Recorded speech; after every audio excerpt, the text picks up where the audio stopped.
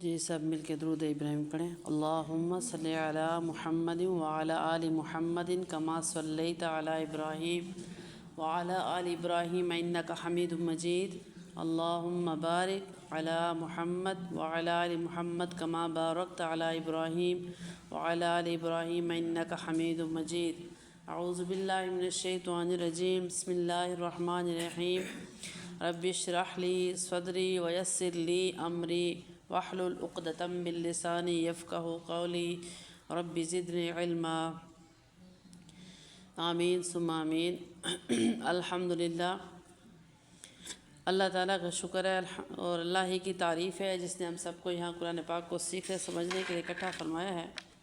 رمضان مبارک کی مبارک گھڑیوں میں اللہ تعالیٰ سے دعا ہے کہ ہم سب کی یہاں جو کاوش ہے ادنا سے اس کو اللہ قبول فرمائے اور عمل کی توفیق عطا فرمائے۔ آج ہمارا سبق ہے سورہ قصص، جاری تھی 20ویں پارے کا دوسرا نصف اور انشاءاللہ تعالیٰ 21واں پورا ہوگا۔ 20 پارے کے دوسرے نصف سے میں ذکر ہوتا ہے قارون کا، جو کہ فرعون کے بندوں میں سے تھا، یعنی فرعون کا ہی ماننے والا تھا، اور اس کا اللہ تعالیٰ نے ذکر فرمایا کہ قارون ایک ایسا کافر تھا جس کو اللہ تعالیٰ نے بے پناہ دولت دی تھی۔ تو اللہ تعالیٰ کی جو نوازشات ہوتی ہیں اس میں بھی امتحان ہوتا ہے کہ کون اپنی اس نعمتوں کو استعمال کر کے اللہ تعالیٰ کا شکر ادا کرتا ہے۔ اور اس کا یہ ذکر کہ قارون کے پاس جو دولت تھی اس کی کنجیاں اٹھانے کے لیے اونٹوں کے ریوڑ استعمال ہوتے تھے، تو لیکن اس نے اس دولت کے نشے میں اللہ تعالیٰ کو بھلا دیا اور وہ یہ سمجھتا تھا کہ جو کچھ ہے یہ میرے اپنے بل بوتے پہ ہے۔ وہ جب نکلتا تھا تو بڑے فخر سے اس کی چال ہوا کرتی تھی، کسی بھی سواری پہ بیٹھ کے اس میں اکڑ ہوتی تھی، بڑا تکبر ہوتا تھا۔ تو لوگ اس کو دیکھ کے یہ سوچتے کہ اس کے پاس اتنی دولت ہے تو ہمارے پاس کیوں نہیں ہے۔ پھر اچانک ایسے ہوا کہ اللہ تعالیٰ نے اس کا انجام دکھایا لوگوں کو کہ ایسے ہی وہ جا رہا تھا راستے میں تو دلدل میں پھنسا، زمین میں دھنس گیا، اور دھنستا گیا تو ادھر ہی وہ ختم ہو گیا۔ جو زمین کے نیچے اترتا گیا وہ یہ کہتا گیا کہ میں اللہ تعالیٰ پہ ایمان لاتا ہوں، میں اللہ پہ ایمان لاتا ہوں، تو مرتے وقت توبہ قبول نہیں ہے۔ تو اس کا انجام جب لوگوں نے دیکھا کہ اس کو اپنی دولت بھی نہیں بچا سکی، ایک چھوٹے سے کیچڑ نما دلدل میں پھنس کے مر گیا وہ۔ تو اللہ تعالیٰ فرماتا ہے کہ لوگوں نے یہ کہا کہ کاش کہ شکر ہے کہ ہم ایسے نہیں تھے، ہم جس حال میں بھی اللہ پہ ہم راضی ہیں، کہ اس کو دولت کے نشے نے اتنا تکبر ڈال دیا تھا اس کے اندر کہ وہ لوگوں کو کچھ سمجھتا ہی نہیں تھا، تو اس کا انجام کتنا برا ہوا۔ تو تکبر ایسی بیماری ہے جس نے شیطان کو شیطان بنا دیا تھا۔ شیطان کو ورغلانے والی کوئی چیز اور نہیں تھی، شیطان کو ورغلانے والا کوئی شیطان نہیں تھا۔ اگر اس کو فرشتوں کی صف سے نکالا گیا تو اس کے تکبر کی وجہ سے۔ تو یہ اتنی بری بیماری ہے۔ جو بھی صلاحیت اللہ تعالیٰ دیتے ہیں کس انسان کے اندر وہ اللہ ہی کی عطا ہوتی ہے۔ تو تکبر کی وجہ سے قارون غرق ہوا۔ سورہ عنکبوت اپنے نام سے ظاہر ہے، عنکبوت عربی میں کہتے ہیں مکڑی کو۔ الف لام میم سے سورہ شروع ہو رہی ہے، اور اس میں سب سے پہلے تو اللہ تعالیٰ نے قرآن پاک کی تصدیق فرمائی کہ جو قرآن اللہ تعالیٰ نے اتارا ہے وہ ایک سچی کتاب ہے۔ پھر یہ اسی میں انسان کو اللہ تعالیٰ نے اس کے والدین کے ساتھ اچھا سلوک کرنے کا بھی حکم دیا کہ والدین کے ساتھ نیک سلوک کرو، احسان کرو، بھلائی کا معاملہ کرو۔ اور اس بات کا اللہ تعالیٰ نے اعلان فرمایا سورۃ عنکبوت کے شروع میں کہ نبی اکرم صلی اللہ علیہ وسلم سچے پیغمبر ہیں، کیونکہ لکھنا پڑھنا آپ صلی اللہ علیہ وسلم نہیں جانتے تھے۔ تو یہ ایک معجزہ تھا کہ کیسے انہوں نے قرآن پاک کی تعلیم دی، سب کو اللہ کے کلام کی تعلیم دی۔ تو اس سے پتہ چلتا ہے کہ واقعی نبی اکرم صلی اللہ علیہ وسلم سچے پیغمبر ہیں، اور اللہ تعالیٰ کی دی ہوئی عطا ان کو علم کا سمندر اللہ نے ان کو عطا فرمایا تھا۔ سورہ عنکبوت میں مختلف پیغمبروں کا بھی ذکر ہے، ان کی قوموں کا بھی، کہ کس طرح ابراہیم علیہ السلام نے دعوت کا کام کیا، لوط علیہ السلام نے، اور ہود علیہ السلام نے، شعیب علیہ السلام نے، ان سے اللہ تعالیٰ نے جو دین کی دعوت کا کام لیا، پھر ان کے ساتھ جو سرکشی والے معاملات ہوئے قوموں کے، تو ان کو ایک جامع انداز میں اللہ تعالیٰ نے بیان فرمایا ہے کہ ہم نے جب ان قوموں کو ہدایت کے لیے پیغمبر بھیجے اور یہ پیغمبر کی بات پہ ان کے راستے پہ نہ آئے، ایک طویل عرصے تک ان کو وقت بھی دیا گیا، ڈھیل دی گئی، لیکن پھر بھی وہ نہ آئے تو ان کو کن کن عذابوں نے آ پکڑا۔ اللہ تعالیٰ فرماتے ہیں فَكُلًّا أَخَذْنَا بِذَنبِهِ، ان کو ان کے گناہوں نے پکڑا۔ آیت کا مفہوم یہ ہے فَمِنْهُمْ مَنْ أَرْسَلْنَا عَلَيْهِ حَاصِبًا، کسی کے اوپر آندھیاں چلائی گئیں، اور کسی کے عذاب میں یہ کہ ایک زوردار ایسی چیخ ہوئی کہ وہ سارے کے سارے قوم ان کے کلیجے پھٹ گئے نافرمانی کی وجہ سے۔ اور کسی قوم پہ اللہ تعالیٰ نے سیلاب بھیجا، سیلاب بھی ایسا سیلاب نہیں، اللہ تعالیٰ معاف فرمائے جیسے ہم دیکھتے ہیں کہ ہمارے ملک میں ایک پانی کا ریلا ہوتا ہے جو گزرتا ہے تو کئی بستیاں تباہ ہو جاتی ہیں۔ جو پچھلی قوموں پہ سیلاب آئے وہ ایسے سیلاب تھے کہ آسمان سے پانی برستا اور زمین سے بھی پانی اگلتا تھا، اور چاروں طرف سے پانی پانی، اتنا کہ جو پہاڑوں کی چوٹیاں ہوتی تھیں وہ بھی ڈوب جاتی تھیں۔ تو ایسی حالت میں اللہ تعالیٰ کے نافرمان قوموں پہ عذاب آئے، ان کا ذکر اللہ نے فرمایا۔ اور شرک کی مثال ایک مکڑی سے دی جس کی نسبت سے سورت کا نام ہے سورۃ العنکبوت۔ اللہ تعالیٰ فرماتے ہیں شرک کی مثال ایسے ہے جیسے مکڑی کا جالا۔ مکڑی کا جو گھر ہوتا ہے وہ کتنا کمزور ہوتا ہے، ہوا کی ہلکے سے لہر سے بھی ختم ہو جاتا ہے، یا پھونک سے بھی، انسان کی پھونک سے بھی وہ ختم ہو جاتا ہے۔ تو شرک کی ایسے ہی کوئی پائیداری نہیں ہے، شرک کا ہماری زندگی میں کسی قسم کا کوئی اس کا وجود ہی نہیں ہے۔ تو جو شرک کرنے والے مشرک ہیں ان کے بارے میں اللہ فرما رہے ہیں کہ ان کا جو مذہب ہے یا ان کا جو بھی عقیدہ ہے اس کا کوئی وجود اللہ کی نظر میں نہیں ہے، مکڑی کے جالے کی طرح۔ آگے یہی سورت جاری ہے اور 21واں پارہ شروع ہوتا ہے۔ 21 پارے کے شروع میں اللہ تعالیٰ نے سب سے پہلے نبی اکرم صلی اللہ علیہ وسلم کو قرآن پاک کی عظمت اور نماز کی اہمیت کے بارے میں فرمایا کہ آپ پڑھیے جو آپ پہ اتارا گیا، آپ اس کی تلاوت کرتے رہیں، واقیم الصلاۃ، اور نماز قائم کرتے رہیں۔ نماز کی اہمیت کا اندازہ یہاں سے لگا لیں کہ قرآن پاک میں سب سے زیادہ جس حکم کو بیان کیا گیا وہ نماز ہے۔ تو اللہ تعالیٰ فرماتا ہے نماز کا کیا کام ہے، آخرت میں تو کام آئے گی، دنیا میں ان الصلاۃ تنہی عن الفحشاء والمنکر، بے شک اس میں کوئی شک نہیں کہ نماز بے حیائی اور برائی کے کاموں سے روکنے والی ہے۔ تو جیسے نبی اکرم صلی اللہ علیہ وسلم کے پاس ایک صحابی ہے، فرمایا کہ ہمارے ایک ساتھی ہیں جو نماز بھی پڑھتے ہیں اور چوری کے کام میں بھی مبتلا ہیں، تو اس کا کیا کیا جائے، نماز بھی پڑھتا ہے اور چوری بھی کرتا ہے۔ تو مفہوم یہ ہے حدیث شریف کا کہ اللہ کے نبی صلی اللہ علیہ وسلم نے فرمایا کہ عن قریب نماز پڑھنے کی عادت جو ہے اسے چوری چھڑا دے گی، یعنی نیکی غالب آ جائے گی برائی پہ۔ تو جو بھی ہمارے اندر بری عادات ہوتے ہیں ہم نماز کو قائم کیے رکھیں تو نماز غالب آ جاتے ہیں، بری عادتوں پہ ختم ہو جاتے ہیں، یہ اللہ کا وعدہ ہے۔ اسی سورہ کے آخر میں اللہ تعالیٰ نے ایک آیت بیان فرمائی ہے والذین جاہدوا فینا لنہدینہم سبلنا۔ اللہ تعالیٰ ایسا وعدہ فرما رہے ہیں ہم سب سے جس کو اگر ہم اپنے دل میں اتار لیں تو ہمارے لیے اپنے دین پہ چلنا آسان ہو جاتا ہے۔ یوں سمجھ لیں کہ اللہ تعالیٰ اپنی راہ پہ چلنے والوں کا ہاتھ تھام رہے ہیں اس آیت میں۔ والذین جاہدوا فینا، اللہ تعالیٰ فرماتے ہیں جو لوگ کوشش کرتے ہیں، جاہدو کا مطلب جہاد بھی ہے، کوشش کرنا، فینا ہمارے راستے میں، تو اللہ تعالیٰ وعدہ فرما لنہدینہم سبلنا، ہم ضرور ان کے لیے راستے کھول دیتے ہیں۔ اب صرف ارادہ کرنا، تھوڑی سی کوشش کرنا اللہ تعالیٰ ہم سے مانگ رہے ہیں کہ کوشش کرو نیکی کے کاموں میں، آسانی اللہ تعالیٰ خود بخود پیدا فرما دیتے ہیں۔ ہم اپنے آپ کو روک کے رکھیں کہ یہ کام ہم کیسے کریں تو مشکل ہے۔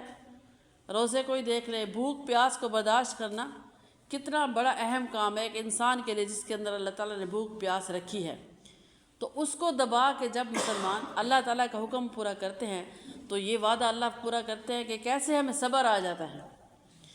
لنہدینہم سبلنا، ایک چھوٹی سی مثال روزے کے جو دن چل رہے ہیں اس میں دیکھ لیں تو اللہ تعالیٰ ہی آسانیاں پیدا کرتے ہیں، وہی ہم سارا دن کھانے والے اب صبر میں ہیں۔ یہ صبر کہاں سے آیا ہے؟ اللہ تعالیٰ کی طرف سے ہے، حکم بھی خود ہی دیا روزہ رکھو، پھر صبر بھی خود دے دیا، راستہ بھی آسان کر دیا۔ جیسے ہی رمضان گزرتا ہے تو پھر ہم دیکھیں ہم رہ سکتے ہیں، صبح کا کھایا ہے شام کو کھائیں، درمیان میں کچھ نہ کھائیں۔ تو اس لیے ہر وہ کام جو بھی اللہ تعالیٰ کی رضا کے لیے کیا جائے اس میں کوشش اللہ مانگتے ہیں۔ آپ کوشش کریں تو لنہدینہم سبلنا کے وعدے کو یقین کے ساتھ دل میں رکھیں کہ اللہ تعالیٰ ضرور پھر راستے کھولیں گے ہر کام کے۔ سورہ روم، روم اٹلی کا پرانا نام ہے، جس ملک کو آج کل اٹلی کے نام سے جانا جاتا ہے۔ تو اس میں اللہ تعالیٰ نے اس سورہ میں پہلے آیات میں یہ بیان فرمایا کہ الف لام میم غلبت الروم، روم والے ضرور غالب آئیں گے۔ روم والے جو تھے وہ اٹلی والے تھے، اور فارس ایران والے، ایران کا پرانا نام فارس تھا۔ پہلے فارس والے غالب آتے تو روم والے مغلوب ہو جاتے، روم والے غالب آتے تو فارس والے مغلوب ہو جاتے۔ اس سے صحابہ کرام میں تھوڑی سی بے چینی آ گئی کیونکہ صحابہ کرام کی جو صفات تھیں وہ روم والوں سے ملتی جلتی تھیں، نیک، مخلص، اللہ کے نبی پہ جان نچھاور کرنے والے۔ تو جو صحابہ کرام تھے وہ ان میں تھوڑی سی یہ بے چینی آئی کہ جب روم والے مسلمان ہیں وہ مغلوب ہوئے تو ہمارا کیا ہوگا، اور ان کو مشرکین مکہ نے طعنے دینے بھی شروع کیے، جیسے وہ مغلوب ہے آپ بھی مغلوب ہو جائیں گے۔ تو اللہ تعالیٰ نے یہ وعدہ فرمایا، پیشن گوئی فرمائی کہ ان قریب ایمان والے ہی غالب ہو جائیں گے، اور یہ ہوتا ہے کہ حق ہمیشہ چھا جاتا ہے، چاہے جتنا بھی کم ہو، باطل زیادہ ہو، لیکن اللہ تعالیٰ کی مدد حق پہ ہوتی ہے، حق والوں کے ساتھ ہوتی ہے ہر معاملے میں۔ سورہ روم میں تیسرے رکوع میں اللہ تعالیٰ نے اپنی نشانیوں کا ذکر فرمایا، اور قرآن میں بارہا جگہ اللہ تعالیٰ اپنی نشانیاں بیان فرما کے توحید کا ذکر فرماتے ہیں، اور ساتھ ساتھ ہمارا ایمان پختہ کرتے ہیں کہ دیکھو، آپ دیکھیں اللہ تعالیٰ کی نشانیوں میں سے کہ کیسے اللہ تعالیٰ نے جوڑے بنائے اور ان میں سکون رکھ دیا۔ میاں بیوی کے جو جوڑے ہیں ان کی مثال اللہ فرمایا کہ ان خلق لکم من انفسکم ازواجا لتسکنوا الیہا، پھر ایک دوسرے کا سکون بھی رکھ دیا۔ مرد جب گھر آتا ہے اس کو سکون مل جاتا ہے کہ میں گھر آ گیا اور مجھے کھانا ملے گا، اسی طرح بیوی جو ہے وہ جہاں بھی جائے رشتہ داروں کے گھر، اپنے گھر میں آ کے جو اس کو سکون ملتا ہے اللہ تعالیٰ کی طرف سے اس کو دیا گیا یہ گھر ہوتا ہے۔ انجان لوگ ہوں یا رشتہ دار ہوں، جہاں بھی شادی ہو جائے اللہ تعالیٰ نے سکون اسی گھونسلے میں رکھ دیا ہوتا ہے۔ پھر تو اللہ فرماتا ہے کہ یہ اللہ کی نشانیوں میں سے دیکھیں کیسے اللہ جوڑے بناتا ہے میاں بیوی کے، پھر ان میں سکون رکھ دیتے ہیں۔ اور پھر آگے مودتم، یہ جو مودتم و رحمہ، علماء کرام فرماتے ہیں کہ میاں بیوی کے درمیان جو محبت ہوتی ہے وہ بڑھاپے میں جا کے پھر رحمت میں تبدیل ہو جاتی ہے، ایک دوسرے پہ ترس آتا ہے۔ بیوی کہتی ہے کہ بیچارے ضعیف ہو گئے ہیں، اب ان کی خدمت مجھے ہی کرنی ہے، اولاد تو بڑے ہو کے اپنے گھروں والی ہو گئی۔ اور اسی طرح شوہر کو بیوی پہ ترس آتا ہے تو اللہ تعالیٰ کہتے ہیں ایک وقت آتا ہے کہ ان کے درمیان رحمت سی پیدا ہو جاتی ہے، پہلے محبت ہوتی ہے جوانی میں، پھر رحمت کا معاملہ ہو جاتا ہے۔ تو یہ نشانی اللہ کی۔ اور آگے اللہ تعالیٰ فرماتے ہیں کہ زبانوں کو دیکھو، واختلاف السنتکم والوانکم، کہ کتنی میں نے مخلوق بنائی، ہر کسی کے اپنے اپنے رنگ ہیں، اپنی اپنی زبانیں ہیں۔ زبانیں اتنی ہیں، بولیاں جو بولی جانے والی ہوتی ہیں، کہ تحقیق کرنے والے حضرات فرماتے ہیں کہ 2 کلومیٹر کے فاصلے پہ زبان تبدیل ہوتی ہے۔ اب ہم اپنی زبان پنجابی کو ہی دیکھ لیں، پنجابی کی کتنی قسمیں ہیں، مختلف ہے، یہ نہیں کہ جو لاہور کی ہے وہ فیصل آباد کی وہی ہے، مختلف ہے۔ پشتو کی مختلف قسمیں ہیں، سرائکی کی مختلف قسمیں ہیں۔ تو اس کا ذکر اللہ نے قرآن پاک میں سورہ روم میں فرمایا کہ واختلاف السنتکم والوانکم، مختلف رنگوں کی اور زبانیں کی قومیں جو ہیں اس میں بھی اللہ کی نشانیاں ہیں۔ سارے انسانوں کے اللہ تعالیٰ نے اعضاء بنائے، ہم سب کے آنکھیں، ناک، کان، لیکن کسی ایک کا کسی سے نہیں ملتا۔ اگر ملتا ہے تو اس کا اپنے قبیلے، اپنے خاندان سے ملتا ہے۔ وہ دیکھتے انسان پہچان جاتا ہے کہ یہ تو فلاں خاندان کی ہے، آپ فلاں کے حصہ دار تو نہیں، آپ کی شکلیں ملتی ہیں۔ تو یہ اللہ ہی کی نشانیاں ہیں کہ سب انسانوں کو اپنے اپنے خاندانوں سے مشابہت پیدا کی ہوئی ہے، ایک دوسرے سے کوئی نہیں ملتا۔ تو یہاں پہ اللہ تعالیٰ وہ نشانیاں بھی بیان فرماتے ہیں کہ آسمان سے پانی کا برسنا اور مردہ زمین کو زندہ کر دینا، یہ اللہ ہی کی نشانیاں ہیں۔ سورہ روم میں اللہ تعالیٰ نے انسان کی جو مراحل ہے زندگی کے اس کو بھی بیان فرمایا کہ اپنے مراحل کو انسان دیکھے کہ وہ کس کس مرحلے سے گزرتا ہے۔ اللہ پاک فرماتے ہیں اللہ الذی خلقکم من ضعف، اللہ تعالیٰ وہ ہے جس نے تمہیں پیدا کیا کمزوری میں۔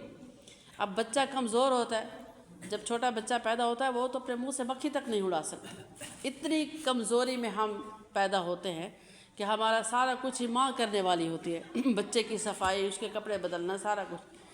تو اس ضعف کے بارے میں اللہ فرما رہے ہیں کہ میں نے آپ کو پیدا کیا ہے کمزوری میں، ثم جعل من بعد ضعف قوة، پھر اس کمزوری کو میں تبدیل کرتا ہوں طاقت میں۔ جب جوان ہوتا ہے انسان تو بھرپور طاقتور ہو جاتا ہے، سارے اعضاء اپنے جوانی کی پیک پہ آ جاتے ہیں، اچھے طریقے سے کام ہو رہا ہے سارے اعضاء کا۔ پھر آہستہ آہستہ وہی جوانی ڈھلنے لگتے پھر کمزوری کی طرف، تو آخری جو سٹیج ہوتی ہے وہ پھر کمزوری، وہی بچے والی اور بڑھاپے والی سیم سٹیج ہو جاتی ہے۔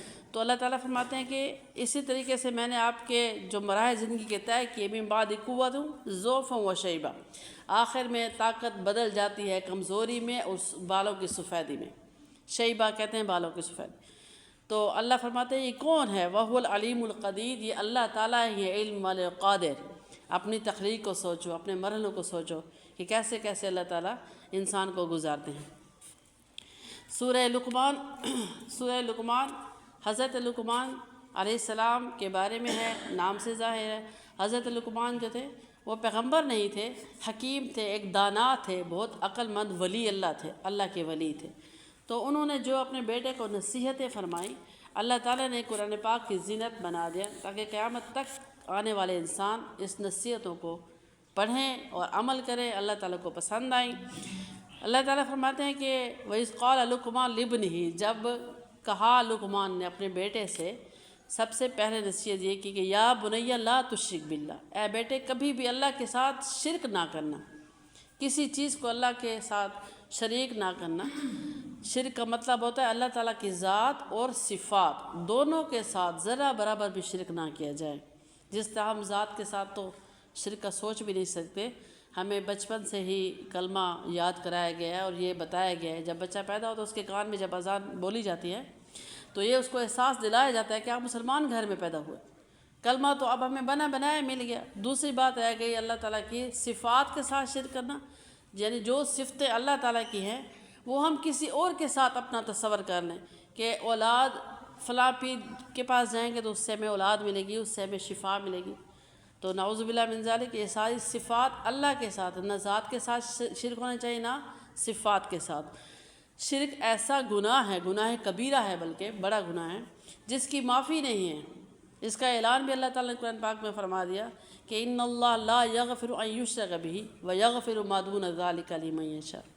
اللہ فرماتے ہیں کہ سارے گناہوں کی معافی ہے، چاہے سمندر کے جھاگ کے برابر بھی گناہ ہو نا، ایک دفعہ سچے دل سے توبہ کر لو اللہ تعالیٰ معاف فرما دیتے ہیں۔ لیکن شرک ایسا گناہ ہے جس کی معافی نہیں ہے۔ ہاں اگر اللہ چاہے تو، اعلان قرآن میں یہی ہے کہ شرک کی معافی نہیں ہے کسی بھی صورت، کیونکہ مثالوں سے اللہ نے قرآن میں سمجھایا کہ جس سے ہم اپنے مال میں کسی کو شریک نہیں کر سکتے، تو اللہ تعالیٰ جو احسن الخالقین ہیں وہ کیسے چاہیں گے اپنی ذات صفات کے ساتھ شرک کرنا۔ تو یہاں پہ سب سے پہلی نصیحت حضرت لقمان بیٹے کو فرما رہے ہیں کہ شرک نہیں کرنا۔ ان الشرک لظلم عظیم، بے شک شرک بہت بڑا ظلم ہے۔ اور قرآن پاک میں اللہ تعالیٰ جس کو ظالم فرمایا ہے، ظالم کہا بھی اس کو ہے جو شرک میں مبتلا ہو، اس قوم کو اللہ نے ظالم کہا ہے۔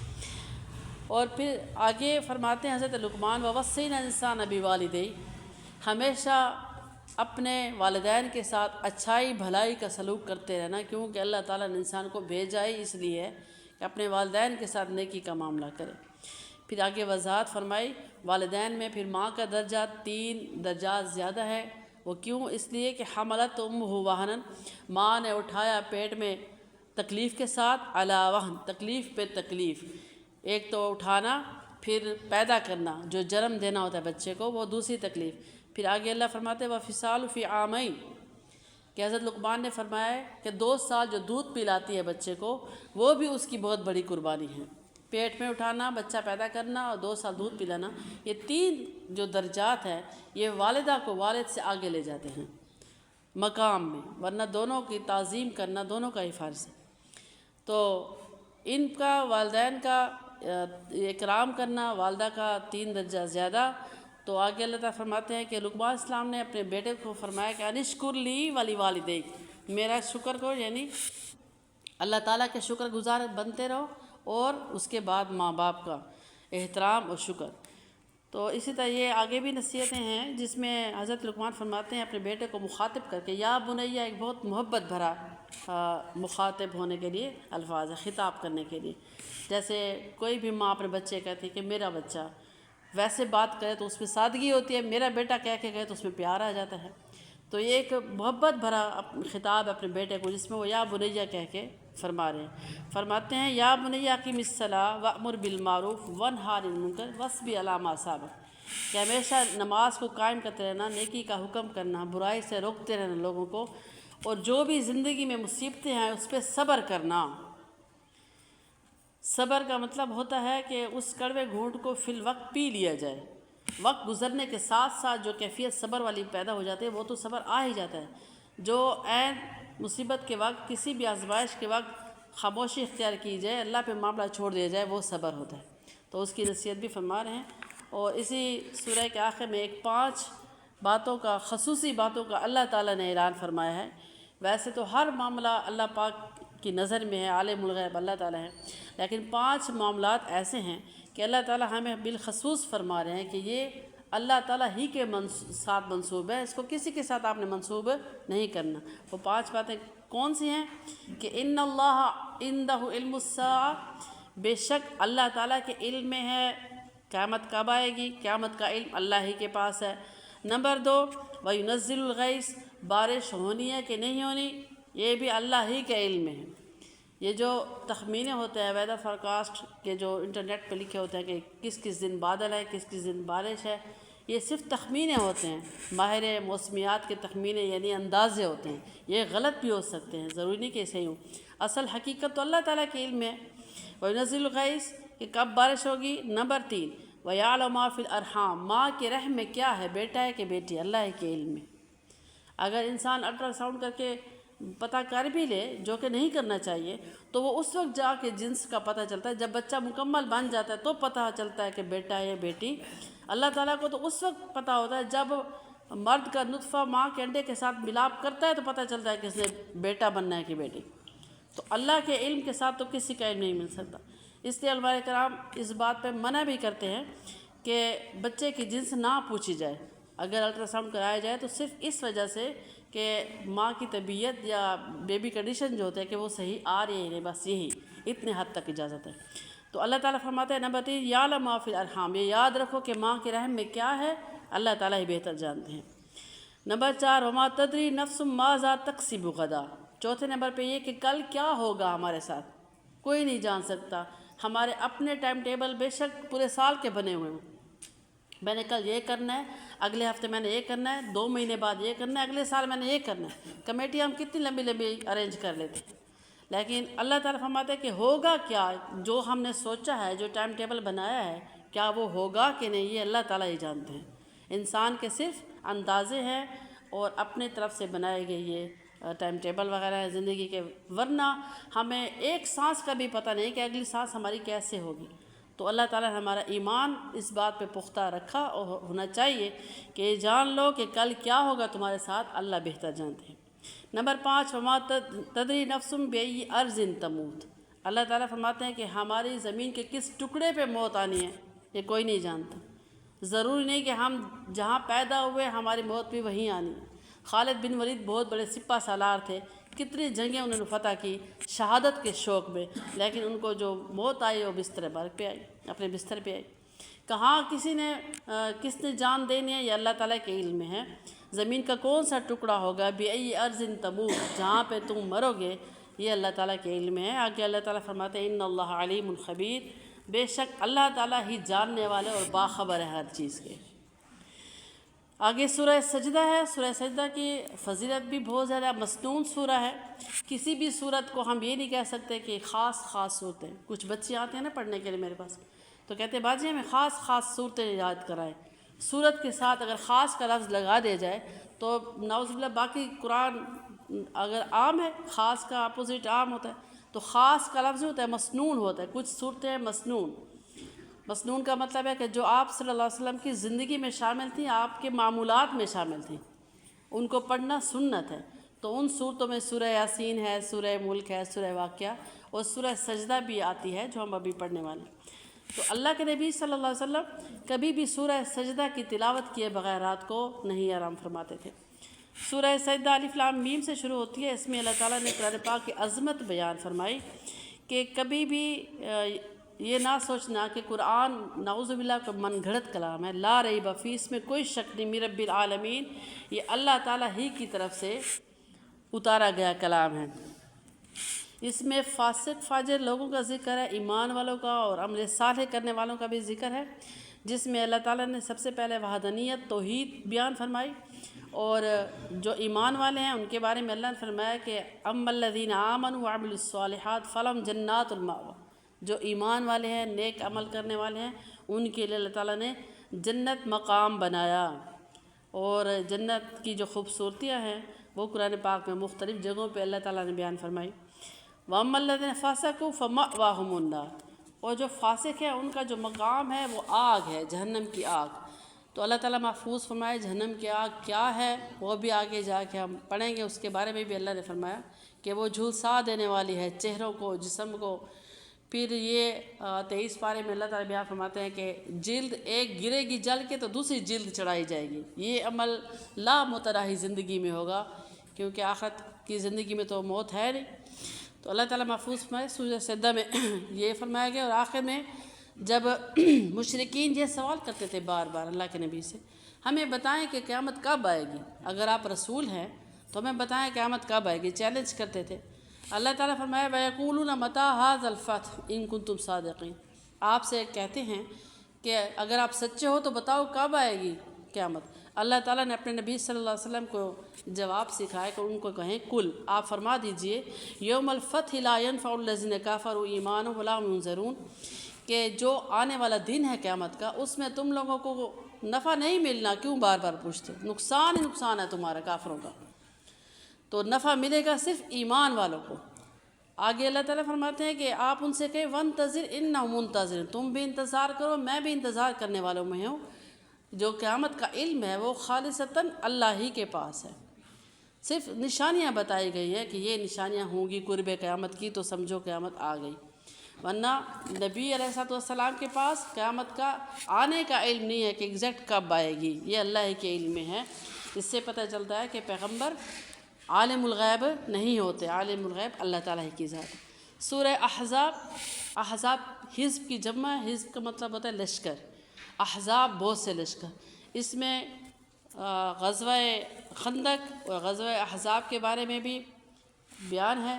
شروع کی آیات میں اللہ تعالیٰ نے بیان فرمایا کہ انسان جب یہ کہتا ہے کہ میرا ایک دل کر رہا ہے کہ میں یہ کام کروں اور دوسرا دل کر رہا ہے کہ میں یہ کام کروں، تو اللہ تعالیٰ فرما رہے ہیں کہ انسان کے پاس دو دل نہیں ہیں، ایک دل ہے اور خیال دو ہیں۔ تو دل ایک ہی ہے، ما جعل اللہ لرجل من قلبین فی جوفہ، دل ایک ہے، اس میں خیال دو آ سکتے ہیں۔ تو اس بات نبی فرمائی، اور آگے بیان فرمایا کہ جو لے پالک بیٹے ہوتے ہیں، منہ بولے بیٹے، ان کے بارے میں اسی سورہ میں اللہ تعالیٰ نے فرمایا کہ کبھی منہ بولے بیٹوں کو اپنی نسبت سے بیٹا نہ کہو، ان کو ان کے والد کی نسبت سے ہی پکارو، یا کہیں نام درج کرنا پڑتا ہے، جیسے کس نے کوئی بچہ گود لے لیا تو اس بچے کے لیے شرعی حکم یہ ہے کہ جب اس کو اسکول میں داخل کرو تو اس کو اپنے والد کی نسبت سے کراؤ، اپنی نسبت سے نہیں۔ تو عرب میں چونکہ رواج تھا منہ بولے بیٹے بنانے کا، تو اللہ تعالیٰ نے یہ بات فرمائی کہ ان کے اپنے والد کی نسبت سے ہی ان کو پکارو یا ان کو ان کی پہچان کراؤ۔ آگے پھر اسی سورہ میں آگے آئے گا کہ جب اللہ کے نبی صلی اللہ علیہ وسلم نے اپنا ایک منہ بولا بیٹا بنایا تھا، حضرت زید بن حارثہ رضی اللہ تعالیٰ عنہ، تو یہ واحد صحابی ہے جن کا نام آیا ہے قرآن پاک میں زید۔ تو ان کی جو زوجہ تھی، حضرت زید نے جو زوجہ کو طلاق دی وہ حضرت زینب تھی، اللہ کے نبی صلی اللہ علیہ وسلم کی پھوپھی ذات بہن۔ تو اللہ تعالیٰ فرمایا کہ آپ ان کے ساتھ نکاح کر لیں، تو اللہ کے نبی کے دل میں یہ خیال گزرا کہ لوگ کیا کہیں گے، منہ بولے بیٹے کی بیوی سے نکاح۔ تو اللہ تعالیٰ نے قرآن پاک کی آیات اتار کے اس بات کی نفی کی کہ بیٹا وہ ہوتا ہے جو آپ کا بیٹا ہو، منہ بولے بیٹے کی بیوی کبھی آپ کی بہو نہیں ہو سکتی، آپ اس سے نکاح کریں تاکہ امت کو یہ سبق ملے۔ تو اللہ کے نبی صلی اللہ علیہ وسلم نے اللہ کے حکم سے حضرت زینب سے نکاح کیا۔ تو یہ اللہ تعالیٰ حقیقت بیان فرما رہے ہیں کہ حقیقی رشتے کون سے ہوتے ہیں ہمارے۔ اس طرح النبی اولا بالمؤمنین من انفسہم وازواجہ امہاتہم، اور آپ صلی اللہ علیہ وسلم کی جو ازواج محترمات ہیں یعنی بیویاں جو ہیں، ان کے بارے میں اللہ نے قرآن پاک میں اعلان فرما دیا کہ نبی کی بیویاں پوری امت کی مائیں ہیں، وہ ہم سب کی مائیں ہیں۔ جس طرح ہم کہتے ہیں ام المؤمنین حضرت امی عائشہ صدیقہ رضی اللہ تعالیٰ عنہ، حضرت اماں جان خدیجہ رضی اللہ تعالیٰ عنہ، وہ ہم سب کی مائیں ہیں، اس لیے ہم ان کو امی جان کہتے ہیں کیونکہ اللہ نے قرآن میں فرما دیا کہ نبی کی بیویاں پوری امت کی مائیں ہیں۔ امت میں مرد بھی آ گئے، عورتیں بھی آ گئیں۔ اور دوسری وجہ یہ کہ جو عورت اللہ کے نبی صلی اللہ علیہ وسلم کے نکاح میں آ گئی، اس کے پہلے چاہے جتنے بھی نکاح ہو چکے تھے وہ مطلقہ تھیں یا بیوہ تھیں، جب آپ کے نکاح میں آ گئی تو آپ کے بعد وہ کسی اور کے نکاح میں نہیں آ سکتی۔ آپ کی دنیا سے پردہ فرمانے کے بعد یہ اللہ کا حکم نازل ہوا تو وہ ماں بن جاتی ہیں، چونکہ پوری امت کے مردوں کی تو نکاح میں نہیں آ سکتی۔ تو یہاں پہ اللہ تعالیٰ نے ازواج مطہرات کی اہمیت بیان فرمائی کہ ازواج محترمات اللہ کے نبی کی گھر والیاں پوری امت کی مائیں ہیں۔ اسی سورہ اس پارے کے آخر میں اللہ تعالیٰ نے یہ فرمایا کہ کچھ عرصہ یہ ہوا کہ ازواج محترمات میں آپس میں یہ تھوڑی سی گفتگو ہوئی کہ ہمیں گھر کی ضروریات کے لیے کچھ سہولیات چاہیے، ہم کیوں نہ اللہ کے نبی کے سامنے یہ رکھیں کہ ہمیں جو مال غنیمت میں کنیزیں آتی ہیں یا کوئی سامان آتا ہے گھر کا، ہمیں وہ چاہیے۔ تو آپ کی خدمت میں یہ عرض پیش کی گئی اپنی بیویوں کی طرف سے، تو اللہ کے نبی صلی اللہ علیہ وسلم خاموش تھے وحی کے انتظار میں کہ اللہ تعالیٰ نے وحی نازل فرمائی، یا ایھا النبی، اے نبی، قل لازواجک۔ اب دیکھیں ہمارے نبی صلی اللہ علیہ وسلم کا یہ مرتبہ کہ پورے قرآن میں کہیں بھی اللہ تعالیٰ نے یا محمد کہہ کے نہیں پکارا۔ باقی انبیاء کے نام ہیں یا ابراہیم، یا موسیٰ، اس طرح اللہ تعالیٰ نے پکارا ہے ناموں سے پیغمبروں کو۔ آپ صلی اللہ علیہ وسلم کو اللہ تعالیٰ نے ان کے اپنے عہدے، اپنے منصب سے ہی عزت دی۔ یہ بھی بہت بڑا عزت دینے والا مقام ہے۔ جیسے ہم کسی ڈاکٹر کو اس کے نام سے نہیں پکارتے، بس یہ اپنا مرض بتاتے ڈاکٹر صاحب یہ ہو گیا یہ ہو گیا، ان کو ان کے عہدے سے ہم پکارتے ہیں، یہ ان کے لیے زیادہ عزت ہوتی ہے، نام سے نہیں پکارتے۔ اسی طرح اللہ تعالیٰ نے جب بھی مخاطب ہوئے آپ صلی اللہ علیہ وسلم کو ان کے عہدے اور منصب سے ہی پکارا ہے کہ اے نبی، آپ فرما دیجئے اپنی ازواج محترمات کو کہ اگر دنیا کی آپ زینت اور دنیا کی چیزیں چاہتے ہیں تو ٹھیک ہے، آپ کو مل جائیں گے، پھر آئیے یہ نبی کے نکاح میں نہیں رہیں گی۔ تو اگر آپ کو اللہ اس کے رسول کی محبت اور آخرت چاہیے تو بتاؤ دونوں میں سے کیا چاہیے۔ تو آگے بھی نبی کی بیویاں تھیں ایمان سے بھرپور سینہ رکھنے والی اور ایمان والی تھی، ان کو اللہ کے نبی کا گھرانہ ملا تھا، فوراً وہ پریشان ہو گئے، فرمایا کہ نہیں ہمیں دنیا نہیں چاہیے، ہمیں تو بس آپ کا گھر چاہیے اور آپ کا حرم چاہیے۔ تو انہوں نے اللہ کے نبی کو چنا، اللہ کو اور آخرت کو چنا۔ تو آخری آیات میں اس پارے کے اللہ نے یہ فرمایا کہ وَإِن كُنتُنَّ تُرِدْنَ اللَّهَ وَرَسُولَهُ وَالدَّارَ الْآخِرَةَ، اگر آپ اللہ اور اس کے رسول کو اور آخرت کو چاہتی ہو، فَإِنَّ اللَّهَ أَعَدَّ لِلْمُحْسِنَاتِ مِنكُنَّ أَجْرًا عَظِيمًا، تو پھر اللہ تعالیٰ نے آپ کے لیے بہت بڑا اجر تیار کر رکھا ہے آخرت کے لیے۔ تو امہات المومنین نے اسی کو چنا کہ ہمیں اللہ اس کا رسول چاہیے اور آخرت چاہیے۔ وما توفیقی الا باللہ علیہ توکلت و الیہ انیب۔